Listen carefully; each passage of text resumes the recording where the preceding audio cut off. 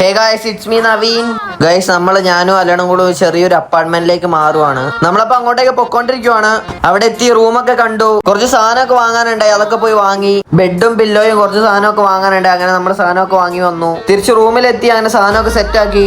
നമ്മൾ ജസ്റ്റ് ചായ കുടിക്കാനായിട്ട് ഇറങ്ങി. ഈവനിങ് ജസ്റ്റ് നമ്മൾ റെഡിയായി ജസ്റ്റ് പുറത്തേക്കൊന്ന് ഇറങ്ങി. എന്നിട്ട് നമ്മൾ നേരെ ക്യൂൻസ് വേയിലേക്ക് പോയി. അലനും മുർഷി ഓരോ ചായ കുടി. കുറച്ചു നേരം നമ്മൾ അവിടെ നിന്നു. എന്നിട്ട് കുറച്ചു നേരം അതിൽ അങ്ങോട്ടും ഇങ്ങോട്ടും നടന്നു.